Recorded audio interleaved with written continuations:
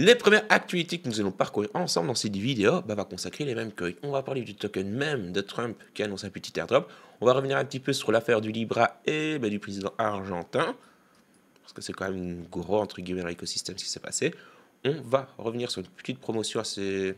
Vous allez voir. Il a quand même eu des grosses balls, comme on appelle ça. Et puis, le reste de la fait une vidéo. On va parler de Ripple, du XRP, etc., etc. Et on va même revenir, c'est vrai ça, le Solana, les gars. Va y avoir, à mon avis, des soldes incessamment sous peu. 180 $, c'est déjà un bon prix. Mais mon petit doigt me dit qu'on va pouvoir le voir, comment dire, dans les jours à venir avec un prix beaucoup plus bas. Quoi qu'il en soit, le market cap dans sa globalité aujourd'hui est dans le rouge, 0,98% sur les dernières 24 heures. Le Bitcoin, lui, plus-value dans le rouge, du coup, 1%, tout rond. Le prix du BTC est de 96 307 $. Par contre, le TH, lui, est dans le vert. Pour un coup, ça fait plaisir, mais bon. Le prix de l'ETH est de 2745 $ et une plus-value de 2,26% sur les dernières 24 heures. Solana, 179 $, donc 179 $ pour vous. Perte de 5,28%. Dites-vous que c'est grosso merdo lié à cause de la controverse avec Libra. C'est pas que ça, mais il y a beaucoup. Bref. Contrario, nous avons le TH, lui, qui reprend un petit peu de force. C'est pas plus mal. Nous avons donc le Doge qui est à un prix attractif de 25 centimes, bientôt les 26 centimes. En dessous de 30 centimes, on peut aller les yeux fermés. Et le XRP, perte de 2,94%. Mais le prix toujours agréable, 2,66 centimes. Toujours l'occasion de faire le plein en dessous de 3 $. Commençons. C'est vrai, ça va bon. Je vous ai fait une petite guide hier. Guide qui concerne quoi? Les bases du trading. Donc si vous voulez les soutenir, donner un petit peu de force, foncez voir ma petite vidéo que j'ai faite justement sur la plateforme Apex et qui vous apprend les bases, mais vraiment les bases, d'accord, du trading. En plus de cela, vous avez quelques petites offres qui vous permettent justement d'améliorer entre guillemets l'expérience sur la plateforme. Quand je vous dis des offres, c'est un airdrop où vous avez la possibilité de gagner passivement des USDT via les petits points que vous allez générer tout simplement en effectuant les actions sur la plateforme, donc action trading du coup, et ensuite les social points, plus je vous dis une petite campagne spéciale que je vais vous montrer. La petite rectification que je voulais apporter par rapport à ma vidéo d'hier, c'est que la campagne, si vous déposez 100 $ pour avoir les 10 $ d'Apex, c'est finito pipo, my bad total, donc ça, au moins comme ça vous le savez. Mais il n'y a pas de problème, il y a que des solutions, vous avez la possibilité, pour combler un petit peu cela, de récupérer votre bonus de trading. C'est pas compliqué, tout est expliqué dans la description. Pour un dépôt de 100 $, vous allez pouvoir avoir 10 $ pour découvrir la plateforme. Comme dit en début de vidéo, on risque de voir le Solana à un prix relativement bas dans les jours à venir. Pourquoi? Eh bien, nous savons tout simplement le remboursement de FTX qui va commencer. C'est un total de 11,2 millions de tokens Solana pour une valeur de plus de 2 milliards. Qui pourrait tout simplement arriver sur le marché, et ce que ça va faire, engendrer donc une pression vendeuse potentielle. Vous avez de fortes chances que des gens vendent une fois qu'ils vont récupérer leur dû.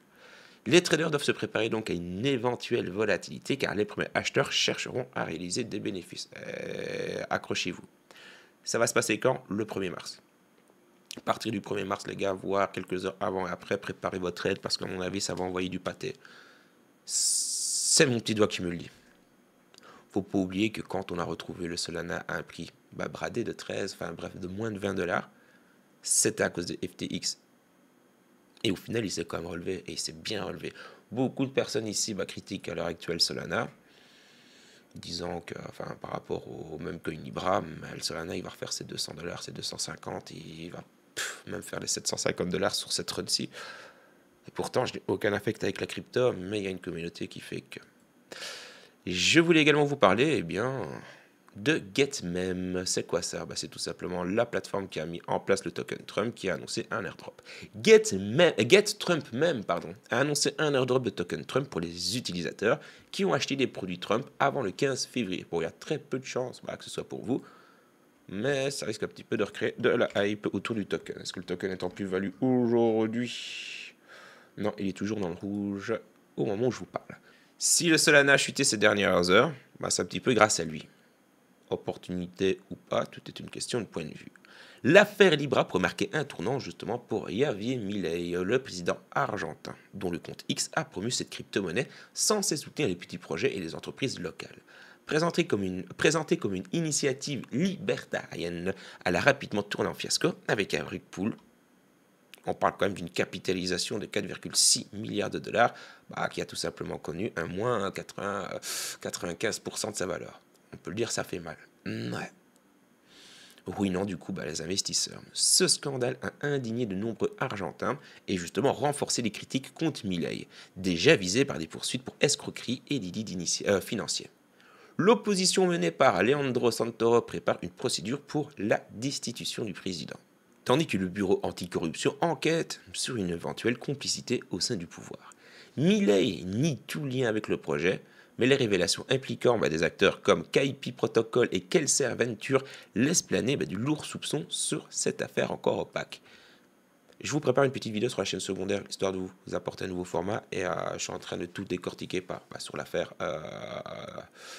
Libra. C'est quand même un peu dark ce qu'il y a derrière, et il y a une application quelconque derrière le président, oui, clairement.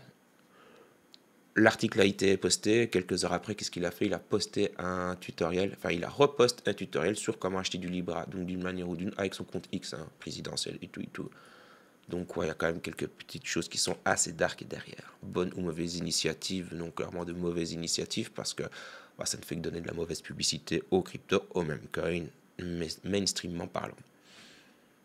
Encore une fois, est-ce qu'il faut investir dans ce genre de token? Non. Trump, c'était le premier du genre, les gars, on s'est fait pas mal d'argent, en tout cas, cette soirée-là. Mais dans le fond, regardez le token Melania, jamais percé, le token ici, jamais percé. Bref. On va parler maintenant. Comment ça? C'était ça que je voulais vous montrer. On va regarder une petite vidéo que je vais vous mettre. Non, si je la mets en grand, je risque de me faire strike. Alors, qu'est-ce que c'est? C'est le dé de Hollywood, mais bon. Et comme vous pouvez le voir, il y a un petit drapeau. Alors, qu'est-ce qui s'est passé? Eh bien, le 15 février, un homme a été arrêté à Los Angeles après avoir escaladé de Hollywood et placé un drapeau lié à la crypto-monnaie Vigilant Token, donc le VIGI, comme l'avait annoncé l'équipe du projet pour créer le buzz. Donc, hop, la petite vidéo. Je sais pas si on voit le pélo. Je suis pas sûr qu'on le voit. On voit les forces de l'ordre ici qui vont chercher ce dernier. Bref. Donc du coup, promotion du token, Vigilant Token, tout ça pour le but de faire le buzz. L'individu menotté après plusieurs heures portait un drapeau affichant le logo et le nom Vigilant, une crypto-monnaie mystérieuse prônant la décentralisation et la liberté financière, mais dont les détails concrets, utilité, vision, white paper restent flous. Malgré un coup de marketing spectaculaire ayant fait exploser le cours du token de 60 000%. Donc, bordel, voilà. Je trouve c'est les acheteurs en fait. Le type qui le type qui est là pour faire la promotion de son token entre guillemets, ok c'est une initiative, louable ou pas, on s'en fout. Il veut lancer un petit coup de projecteur sur l'autre truc, fait quelque chose d'illégal, parce que je suis pas sûr, d'ailleurs si t'as mis une menotté, c'est pas vraiment légal. Et vous avez encore des trous de balles qui, eux, arrivent à acheter ce genre de token. Moi, je trouve ça ouf, les gars. 60 000%. Celui-ci, il a donc chuté de 85% en 12 heures, s'établissant à 0,301 $.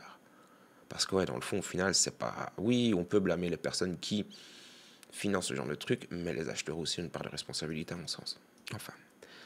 Créé en janvier, Vigilant promet un nouvel élément 10 fois plus grand, mais son manque de substance et ses allures spéculatives incitent à la prudence face à ce type de projet, typique de l'engouement chaotique pour les meme coins. C'est que pour le moment, les meme coins, les gars, beaucoup de personnes sont en train de chier dessus. Et beaucoup disent que si la token saison n'a pas encore commencé, c'est possiblement à cause des meme coins. Et va-t-on encore réavoir une halte saison comme avant? Certains commencent à penser que non, à cause des meme coins. Enfin.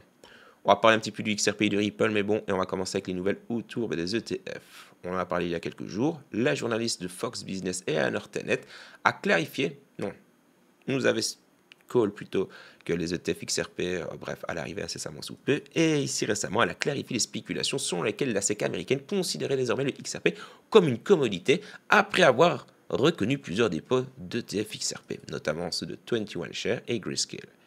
Ces reconnaissances intervenues ce week-end ont suscité l'enthousiasme de la communauté XRP, d'autant que 21Shares a évoqué des précédents du procès SEC vs Ripple pour arguer que le XRP n'était pas un titre mais une commodité sous la Commodity Exchange Act.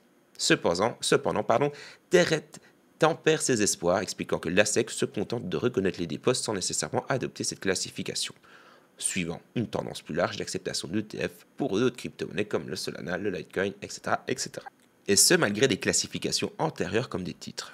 Elle note que la SEC, qui a suspendu certaines poursuites, comme contre Binance, travaille via ses Crypto Task Force afin de clarifier au mieux la régulation.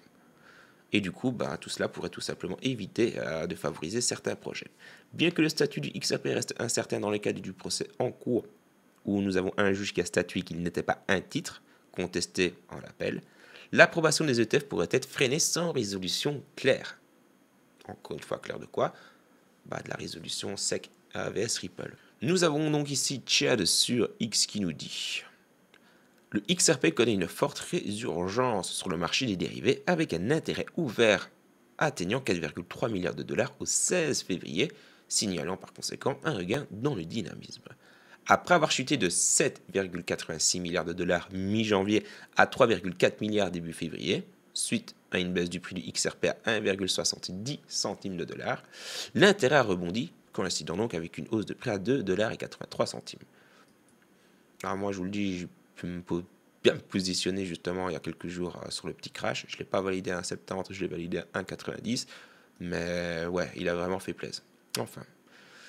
Donc sommet de plusieurs semaines. Cette reprise reflète un regain d'intérêt spéculatif bien que le ratio long-short est de 0,91 sur les dernières 24 heures, ce qui indique donc une légère prédominance pour les positions courtes, suggérant une prudence parmi les traders.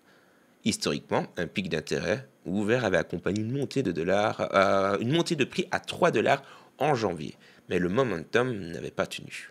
Aujourd'hui, malgré une baisse de prix à 2,66 $ et de l'intérêt ouvert à 4,7 milliards de dollars, l'optimisme persiste au sein de la communauté XRP qui anticipe une nouvelle hausse dans un contexte de volatilité modérée au sein du marché.